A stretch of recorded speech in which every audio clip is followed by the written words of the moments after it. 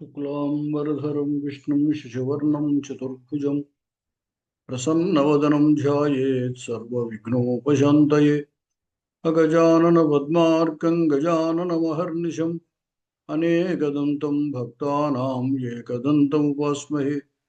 वागीशाद्यासुमनसः सर्वार्थानामुपक्रमे यन्नत्वा कृतकृत्याश्चुस्तन्नमामि गजाननं शारदा शारदां भोजवदना वदनाम्बुजे सर्वदा सर्वदास्माकं सन्निधिं क्रियात्। गुरुर्ब्रह्मा गुरुर्विष्णु गुरुर्देवो महेश्वरः गुरुः साक्षात् परं ब्रह्म तस्मै श्रीगुरवे नमः।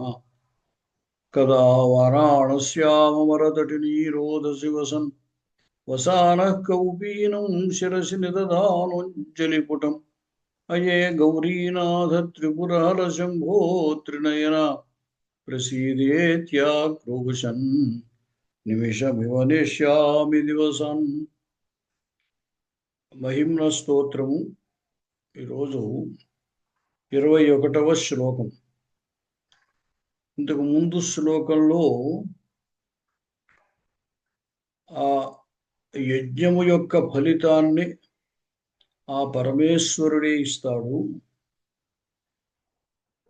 మానవుల యొక్క లేదా జీవుల యొక్క కర్మఫలాన్ని ఇచ్చేటువంటి వాడు ఈశ్వరుడు. అంచేత అటువంటి ఈశ్వరుని ప్రార్థించకపోతే మనం కర్మఫలాన్ని ఎలా పొందగలుగుతాము?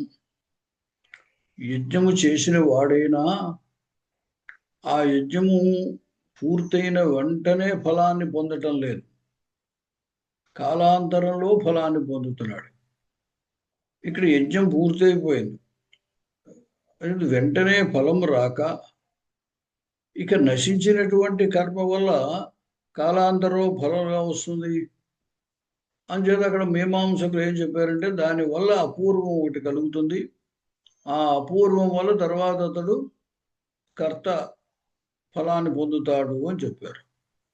మనకి తెలియనటువంటి, మనం చూడనటువంటి అపూర్వానికి ఆ ఫలదాతృత్వాన్ని చెప్పడం కంటే అన్నిటికీ ఫలాన్ని ఇచ్చేటువంటి వాడు పరమేశ్వరుడు కాబట్టి యజ్ఞ ఫలాన్ని కూడా ఆయనే ఇస్తాడు. కాబట్టి ఆయన్ని మనం ఆరాధించడం అవసరము అని చెప్పి వెనకటి శ్లోకంలో చెప్పారు. అంటే విహిత కర్మాచరణమునకు సత్ఫలితాన్ని ఎలాగైతే పరమేశ్వరుడు ఇస్తాడో, కర్మని సరిగ్గా చేయకపోవడం వల్ల కానీ దుష్కర్మ కానీ చేసినా లేదా విధి విధానంలో కర్మ చేయకపోయినా దానికి వచ్చేటువంటి దుష్ఫలాన్ని కూడా పరమేశ్వరుడే ఇస్తాడు. మనం చేసేటువంటి మంచి చెడు ఈ రెండు కర్మలకి ఫలితాన్ని పరమేశ్వరుడే ఇస్తాడు. ఇంతకు ముందు శ్లోకంలో కర్మ యథావిధిగా చేయడము యజ్ఞము తత్ఫలితాన్ని పరమేశ్వరుడు ఇస్తాడు అని చెప్పడం జరిగింది. ఇక్కడ సక్రమంగా కనుక కర్మ చేయకపోతే, వేద విహితమైనటువంటి కర్మని సక్రమంగా చేయకపోయినా లేదా నిషిద్ధమైన కర్మ చేసినా ఆ దుష్ఫలితాన్ని కూడా పరమేశ్వరుడే ఇస్తాడు అనే విషయాన్ని చెబుతున్నాడు. క్రియాదక్షో దక్ష క్రతుపతిరధీశస్తనుభృతాం ఋషీణామార్త్విజ్యం శరణద సదస్యాసురగణా క్రతుభ్రేషస్త్వత్తః క్రతుఫల విధాన వ్యసనినో ధ్రువం కర్తుశ్రద్ధా విధురం అభిచారాయ మఖాః. క్రియాదక్షః దక్షః క్రతుపతిః అధీశః తనుభృతాం. దక్షుడు ఆయన దక్ష ప్రజాపతి కాబట్టి ప్రజాపతిత్వం ఉన్నటువంటి ఆయన. ప్రజాపతి అంటే అందరికీ నాయకుడు, ప్రాణులందరికీ నాయకుడైన వాడు ఆయన. తనుభృతాం అధీశ, శరీరమును ధరించిన వారందరికీ కూడా అంటే ప్రాణులందరికీ కూడా అధీశ నాయకుడు. అటువంటి దక్ష ప్రజాపతి. క్రియాదక్ష, ఏ పని చేయడానికైనా సరే దక్షుడు ఆయన. దక్ష శబ్దానికి సమర్థుడు అని అర్థం. చిది క్రియాదక్ష, క్రియలు చేయడంలో సమర్థుడు. అంటే యజ్ఞయాగాది క్రతువులను నిర్వహించడంలో లేదా వేద విహిత కర్మలను ఆచరించడంలో సమర్థుడైన అటువంటి దక్ష ప్రజాపతి యజ్ఞం చేశాడు. క్రతుపతి, ఆయన చేసినటువంటి యజ్ఞానికి ఆయనే యజమాని. చేత క్రతుపతి యజమాని, యాగకర్త ఆయన. ఋషీణాం ఆర్త్విజ్యం, అక్కడ ఋత్విక్కులుగా ఎవరున్నారు? భృగువు మొదలగు మహర్షులు అక్కడ ఋత్విక్కులుగా ఉన్నారు. యజ్ఞము యజమాని చేసినప్పటికీ అక్కడ చేయవలసినటువంటి కార్యక్రమాలు చాలా ఉంటాయి. అంచేత వాటికి ఋత్విక్కుల్ని ఏర్పరుస్తారు. అక్కడ మహర్షులే ఋత్విక్కులుగా ఉన్నారు. ఋషీణాం ఆర్త్విజ్యం, ఈ ఋత్విక్తో, ఆర్త్విజ్యం అంటే ఋత్విక్కు చేసేటువంటి పని. దాన్ని ఎవరికి అప్పగించారు? అక్కడ ఋషీణాం, ఋషులకు అప్పగించారు. అంచేత ఆ ఋషుల యొక్క ఆ యజ్ఞకర్మ దానికి సంబంధించినటువంటి కర్తవ్యం వాళ్ళకి ఉంది. వాళ్ళు ఆ పని చేస్తున్నారు. సదస్యాః సురగణాః, ఆ యజ్ఞం చూడడానికి వచ్చిన వాళ్ళు ఎవరు అంటే సదస్యాః, సదసి భవాః సదస్యాః, సదస్సులో, సభలో, ఆ యజ్ఞానికి సంబంధించినటువంటి సదస్సులో ఉన్నటువంటి వాళ్ళు ఎవరు? సురగణాః, దేవతా సముదాయములు. దేవతలందరినీ అతడు యజ్ఞానికి పిలిచాడు, ఈశ్వరుణ్ణి పిలవలేదు, అందరినీ పిలిచాడు. అసలు అతడు యజ్ఞం ఎందుకు చేశాడు? కేవలం ఈశ్వరుణ్ణి అవమానపరచడానికి చేశాడు. అంతేకాదు యజ్ఞమునందు శ్రద్ధతో యజ్ఞం చేయలేదు. దేవతలందరినీ పిలిచి ఈశ్వరుని పిలవకుండా అవమానించడం కోసం ఈశ్వరుని పిలవలేదు. అందుచేత ఆ యజ్ఞానికి యజ్ఞము చేసేటువంటి యజమాని ప్రజాపతి అయినప్పటికీ, అక్కడ ఆర్తిథ్యం వహించేటువంటి వాళ్ళు ఋషులైనప్పటికీ, అక్కడ సభలో ఉన్నటువంటి వారు దేవతాగణాలు అయినప్పటికీ, క్రతుభ్రేష, ఆ యజ్ఞము నాశనం అయిపోయింది. ఎవరి వల్ల? త్వత్త, ఓ పరమేశ్వర, నీ వల్లే ఆ యజ్ఞం నాశనమైంది. వస్తుత పరమేశ్వరుడు ఎవరు? యజ్ఞ ఫలాన్ని ఇచ్చేటువంటి వాడు. ఎవరు ఏ యజ్ఞం చేస్తారా వాళ్ళకి ఆ ఫలాన్ని ఎప్పుడు ఇద్దామా అని ఆయన చూస్తూ ఉంటాడు. అంచేత క్రతుఫల విధాన వ్యసనిన, ఆ యజ్ఞం యొక్క ఫలాన్ని నిర్వహించడం కోసం, వాళ్ళకి ఇవ్వటం కోసం, అదే పని మీద ఉన్నటువంటి వాడు, అదే వ్యసనముగా కలిగినటువంటి వాడు. అంటే ఎవరెవరు ఏ ఏ యజ్ఞాలు చేశారో చూసి వాళ్ళకి ఆయా యజ్ఞ ఫలాలు ఇవ్వటమే ఆయన పని అన్నమాట. అంచేది ఇక్కడ వ్యసనం అంటే అదొక అలవాటు, నిత్యం చేసే పని. ఈయనకి ఏం అలవాటు? ఈశ్వరుడికి ఎవరు యజ్ఞం చేస్తే వాళ్లకు ఆ యజ్ఞానికి తగినటువంటి ఫలం ఇవ్వడం ఆయన పని. అలా యజ్ఞ ఫలాన్ని ఇచ్చేటువంటి పరమేశ్వరుడే దక్షయజ్ఞ ధ్వంసకు కారణమయ్యాడు. అది చెబుతున్నాడు అన్నమాట. క్రతుఫల విధాన వ్యవసిన త్వత్త క్రతుభ్రేష, యజ్ఞఫలాన్ని ఇవ్వాలి ఇవ్వాలి అని అనుకుంటూ ఉండేటువంటి, అదే అలవాటుగా ఉన్నటువంటి నీ వలన ఆ దక్షుడు యొక్క యజ్ఞం నాశనమైంది. ఎందుకు నాశనమైంది నీ వల్ల అంటే, అతడు యజ్ఞాన్ని చేయవలసిన విధంగా చేయలేదు, యజ్ఞం పట్ల శ్రద్ధతో చేయలేదు, కేవలము ఈశ్వరుణ్ణి అవమానించాలనేటువంటి ఉద్దేశంతో చేశాడు. కాబట్టి వేద విహిత కర్మని శ్రద్ధగా కనుక ఆచరించకపోతే అది అధర్మమే, పాపం చేసినట్టే. అందువల్లే తత్ఫలితంగానే ఈశ్వరుడు ఆ యజ్ఞాన్ని ధ్వంసం చేశాడు. కాబట్టి ఇక్కడ కవి ఏమంటున్నాడు? స్వామి శరణదా అంటే రక్షణ ఇచ్చేటువంటి వాడా పరమేశ్వర, యజ్ఞ ఫలాన్ని ఇచ్చేటువంటి వ్యసనం కలిగినటువంటి నీ వలనే ఆ దక్షుణ యొక్క యజ్ఞము నాశనమైంది. ఎందువల్ల అంటే ధ్రువం కర్తు శ్రద్ధా విధురం అభిచారాయ హి మఖా. హి ఎందువల్ల అంటే శ్రద్ధా విధురం, శ్రద్ధ లేకపోవడం, శ్రద్ధ లేకుండా చేసేటువంటి మఖాహ యజ్ఞములు, కర్తు ఆ యజ్ఞం చేసేటువంటి వానికి, అభిచారాయ వాడికి నాశనం కోసమే ఆ యజ్ఞాన్ని ఉపయోగిస్తాయి, అంతేగాని ఫలితం పొందడానికి కాదు. ధ్రువం ఇది నిశ్చయము, దీంట్లో తిరుగులేదు. అంటే ఏమిటి?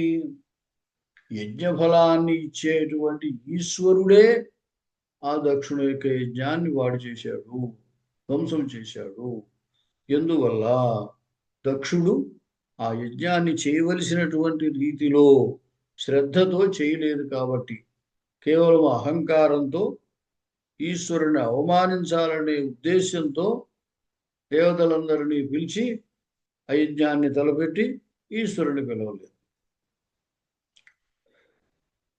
అంచేత కర్మ చేయడము, ఆ చేసేటువంటి కర్మ శ్రద్ధతో చేయడము కూడా అవసరం. శ్రద్ధ లేకపోతే దానికి తగినటువంటి ఫలితము రాదు. ఆ విషయాన్ని ఇక్కడ కవి సూచిస్తున్నాడు. తనుభృతాం అధీశ, శరీరధారులందరికీ అంటే ప్రాణులందరికీ కూడా అధీశ నాయకుడైనటువంటి వాడు. దక్ష, దక్ష ప్రజాపతి, అతడు క్రియాదక్ష, పనులు చేయడంలో చాలా సమర్థుడు. అటువంటి దక్ష ప్రజాపతి క్రతుపతి, యజ్ఞానికి అధికారిగా అక్కడ యజమానిగా ఉన్నాడు. దక్షుడు యజ్ఞం చేస్తున్నాడు కాబట్టి యజ్ఞానికి యజమాని అతడు. ఋషీణాం ఆర్త్వజ్యం, ఋషులను అక్కడ ఋత్విక్కులుగా పిలిచాడు. అంచేత ఆర్త్విజ్యం అంతా కూడా ఋషులకు. సదస్యా సురగణా, దేవతాగణాలే అక్కడ సదస్సులో ఉన్న సభ్యులు.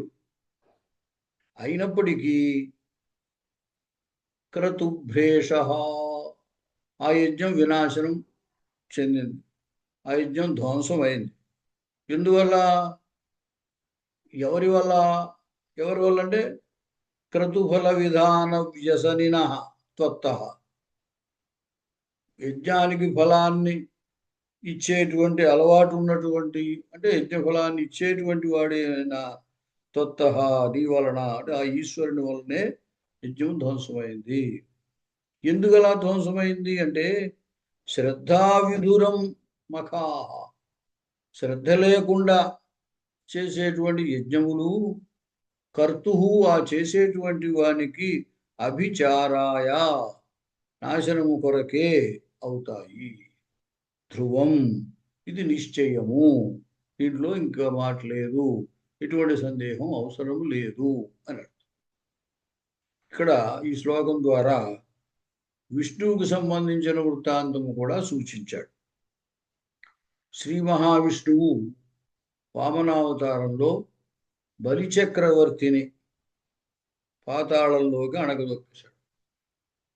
ఎందుకంటే ప్రహ్లాదుల యొక్క వంశంలో పుట్టినటువంటి వాడే బలిచక్రవర్తి. అటువంటి బలిచక్రవర్తి తన యొక్క అహంకారము చేత శ్రీ మహావిష్ణువుని కూడా ధిక్కరించాడు. కాబట్టి అతనికి బుద్ధి చెప్పాడు అనమాట. వామనావతారంలో బలిచక్రవర్తి యజ్ఞం చేస్తున్నాడు కాబట్టి క్రతుపతి, ఆయన చేసేటువంటి బలిచక్రవర్తి చేసేటువంటి యజ్ఞానికి ఆయన యజమాని. తనుభృతాం అధీశః. తనుభృత్ శరీరాన్ని ధరించేటువంటి వారు. భృ అనేటువంటి ధాతువుకి ధారణ పోషణయో, శరీరాన్ని ధరించిన వాళ్ళు అని చెప్పి ప్రాణులు అంటాం. ఇక్కడ శరీరాన్ని పోషించుకునేటువంటి వాళ్ళు ప్రాణులే. కానీ శరీర పోషణమే ముఖ్యము అని అనుకునేటువంటి వాడు అది రాక్షసు. శనిభృతాం తనుభృతాం అధీశ అంటే శరీర పోషణమే ముఖ్యము అని అనుకునేటువంటి ఆ రాక్షసులకు అధీశ నాయకుడు బలిచక్రవర్తి. ఆయన యజ్ఞం తలపెట్టాడు కాబట్టి క్రతుపతి యజ్ఞానికి యజమాని. క్రియాదక్ష పనులు చేయడంలో దక్షుడు. క్రియాదక్ష దక్ష క్రియలు నిర్వహించడంలో దక్షుడు, యజ్ఞం చేయడంలో కూడా దక్షుడు. ఋషీణాం ఆర్తిజ్యం అక్కడ కూడా ఋషులు ఋత్విక్కులుగా ఉన్నారు. సదస్యాః సురగణాః దేవతల సముదాయములు లేదా దేవతల వంటి వారు ఆ సదస్సులో సభ్యులుగా ఉన్నారు. కానీ క్రతుభ్రేషః త్వత్తః ఆ విష్ణువు వల్లనే అతడు చేసేటువంటి యజ్ఞము ధ్వంసమైంది. పరమాత్మ కూడా క్రతుఫల విధాన వ్యసనినః విష్ణువు కూడా యజ్ఞో వై విష్ణు కాబట్టి యజ్ఞమే విష్ణుడు. కాబట్టి ఆ యజ్ఞ ఫలాన్ని ఇచ్చేటువంటి వాడు ఇక్కడ విష్ణువు అన్నమాట. అటువంటి విష్ణువు వలన అంటే వామన రూపంలో ఉన్నటువంటి విష్ణువు వలనే ఆ యజ్ఞం ధ్వంసమైంది. ఎందువల్ల అయిందంటే శ్రద్ధా విధురం మఖాహ కర్తు అభిచారాయ. ఎందువల్ల అంటే శ్రద్ధ లేకుండా చేయడం, విష్ణువు పట్ల భక్తి లేకుండా అతడు యజ్ఞం చేస్తున్నాడు. కాబట్టి ఆ యజ్ఞ స్వరూపుడైనటువంటి విష్ణువు, ఆ విష్ణువు పట్ల భక్తి లేని వాడు యజ్ఞం చేస్తున్నాడు కాబట్టి అది అతని యొక్క నాశనానికే కారణమైంది. అందుచేత ఎప్పుడూ కూడా మనము వేదవిహితమైన కర్మలు చేస్తూ అది చాలా శ్రద్ధతో చేయాలి. అది శ్రద్ధతో చెయ్యకపోయినా వేద నిషిద్ధమైన కర్మలు ఒకవేళ చేసినా కూడా దానికి ఆ పరమేశ్వరుడు ఆ ఫలాన్ని కూడా ఇస్తూ ఉంటాడు. క్రియాదక్షో దక్షః క్రతుపతిరధీశస్తనుభృతం ఋషీణామార్త్విజ్యం శరణద సదస్యాసురగణాః క్రతుభ్రేషస్త్వత్తః క్రతుఫల విధాన వ్యసనినః ధ్రువం కర్తుశ్రద్ధా విధురం అభిచారాయ హిమఖా. స్వస్తి.